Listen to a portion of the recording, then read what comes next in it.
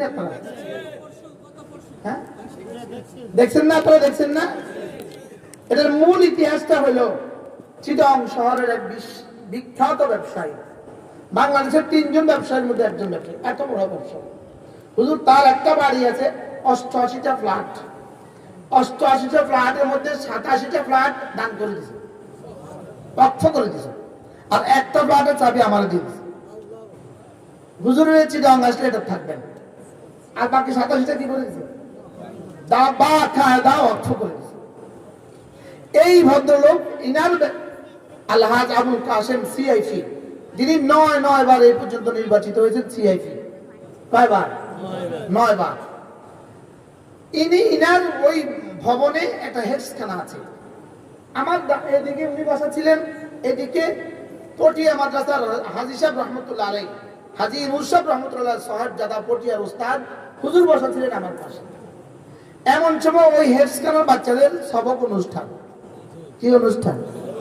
বয়ান শেষ, সবক নিবে। ওরা এসে এখানে এসে বসছে কোরআন শরীফ নিচে, ওরা বসছে কোরআন শরীফ হাতে নিয়ে। আচ্ছা, এখন আমি না চেয়ারে নিচে নাকি, তা এটা দেখে আমি দাঁড়িয়ে গেছি। তোমরা থাকো, আমি দাঁড়াই। আমি দাঁড়াইছি, আমার পাশে দুজন দাঁড়াইছে। এবার আমি সুন্দর করে ওদেরকে সূরা ফাতিহাটা পড়িয়ে দিয়েছি। এটা হলো আমার কিয়ামতের দৃশ্য। এবার বলুন তো দেখি, এই পরিমাণ মিথ্যা কথা বলে ইসলাম কায়েম করবা? হ্যাঁ বলে না? আমি করলাম কি, তোমরা করলে কি? আমি বললাম যে সিলেটে খাজা বাবা আসবে কেন? আমি বললাম চিটাগাংয়ে খাজা বাবা আসবে কেন? খাজা মঈনুদ্দিন চিশতি রাহমাতুল্লাহ তাআলা, ইনি তো আজমিরে। চিটাগাংয়ের মোড়ে মোড়ে পাতিলের গায়ে গায়ে খাজা বাবা হবে কেন? খাজা বাবার ডেক হবে কেন? এখন আমার তাহলে বোঝা গেছে মঈনুদ্দিন চিশতি আজমিরি ইনি বাদ দিয়া পৃথিবীতে যত খাজা বাবা আছে সব ভুয়া।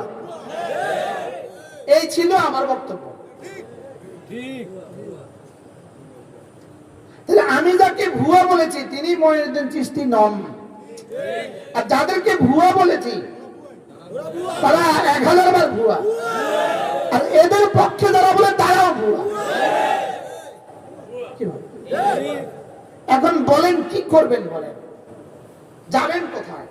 আর এরাই ইসরায়েলে গিয়ে বলে ফিলিস্তিনের 200-400 কিলোমিটারের মধ্যে কোনো ধ্বংসযজ্ঞ নাই। ফিলিস্তিনের ইসরায়েলের পুলিশ বড় হেল্পফুল, ইংলিশ বলে। ফিলিস্তিনের পুলিশ তাদের কপালে চুমু খায়, তারা ফিলিস্তিনি পুলিশের কপালে চুমু খায়। আরে ইসরায়েলি পুলিশ তাদের কপালে কি খায় বলে? কি পরিমাণ ইমানদার বুঝতে পারে। ওয়া ইলাল্লাহিল মুশতাকা কাল্লা সায়ালামুনা সুম্মা কাল্লা সায়ালামুন। বললাম আর কি কাল্লা সায়ালামুন, এটাও তো বুঝতো না। জিজ্ঞাসা না জিয়া কাল্লা সায়ালামুন কি? ওই সায়ালামুন কোন জিজ্ঞাসা করবে? সিগা আবার কি খায় না গাব দেয়?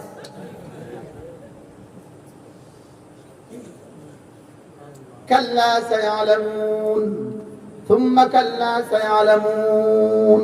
অচিরেই টের পাবা। বলেন অচিরেই কি? ইনশাআল্লাহ। বলেন ইনশাআল্লাহ। ইনশাআল্লাহ।